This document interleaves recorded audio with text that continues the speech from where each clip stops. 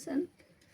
নিশ্চয়ই ভালো আছেন। আলহামদুলিল্লাহ। আমি দেখেন কী করতে চলছি। আমি এখন ইলিশ মাছটা আমি মশলা মেখে নিতেছি। দিয়ে দিলাম লবণ, দিয়ে দিলাম কিছু পেঁয়াজের বেরেস্তা, দিয়ে দিব কিছু পেঁয়াজ বাটা, দিয়ে দিলাম কিছু কাঁচামরিচ বাটা, দিয়ে দিব কিছু টক দই,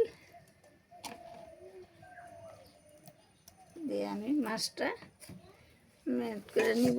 ম্যারিনেট করে আমি কিছুক্ষণ রেস্টে রেখে দিব। দিতেছি আমি এখন মাছটা বসাই দিব।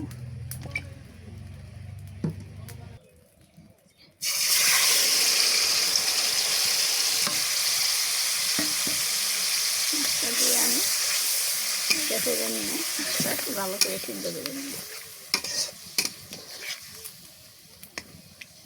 তবে দেখতে আমার মাছটা সিদ্ধ হয়ে গেছে, কষাই নাই। মাছটা এখন তুলে নিতেছি।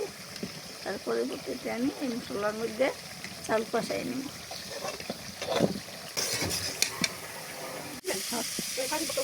পরে কটালি সামান্য একটু আদা বাটা দিয়ে দিলাম। আদা রসুন বাটা দিয়ে আমি আদা রসুনটা কষাই নেব।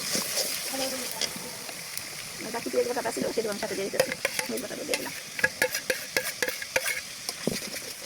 মশলাটা এখন আবার ভালো মতন কষাই নিব। সাথে আমি দিয়ে দিতেছি এক মাপ লবণ কেটে চালের জন্য।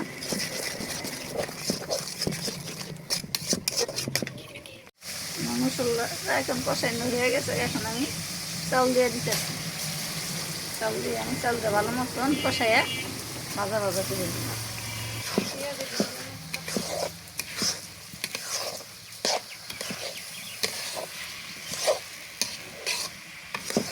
কষাই নিয়ে তারপরে আমি পরবর্তীতে পানি দিই। আমার ভাজা হয়ে গেছে। এখন আমি কিছু দুধ দিয়ে দিই।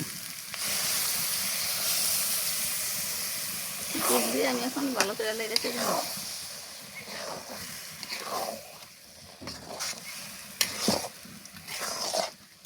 আমি চাল জমে গেছে, এটা একটু কষাইয়া তারপর আমি পোলাওর মধ্যে এখন পানি দিয়ে দিতেছি। রেখে দিয়ে পোলাওটা হইলে আপনাকে আমি করে আমার পোলাওটা প্রায় হয়ে আসছে। হয়ে গেছে। আমি জন্য কিছু গ্রানের জন্য কাঁচামরিচ দিয়ে দিতেছি। আমার পোলাওটা যে প্রায় হয়ে গেছে আমি এখন মাছটি দিয়ে দিতেছি। তারপরে মাছটি দিয়ে আমি পোলাওটা দমে রাখবো। মাছ তোমার আগেই সিদ্ধ করা, আগেই কষাই নিয়েছিলাম।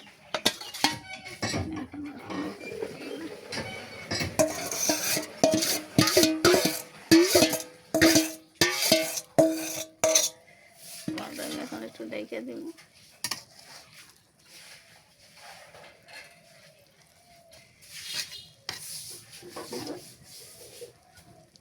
এখন আমি যে ডেকে দিব জিনিস মিস হয়েছে, জিনিসটা আমি দিয়ে দিতেছি। আমার স্বাদের জন্য একটু ঘি দিয়ে দিতেছি ফুটা ছড়াইয়া। ঘিটা দিলে খাবারটা স্বাদ হবে। চামড়া রেখে আমরা কিছু দিয়ে দিতেছি বেরেস্তা, ডেকোরেশনের জন্য কিছু বেরেস্তা দিয়ে দিতেছি। তার সাথে আমরা দিতেছি শসা দিতেছি, লেবু, তার সাথে দিয়ে দিতেছি কাঁচামরিচ। কাঁচামরিচ দিয়ে দিই। পোলাওটা কত সুন্দর হয়েছে।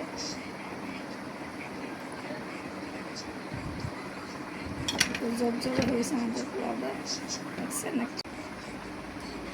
ভালো থাকবেন, আমাদের জন্য দোয়া করবেন।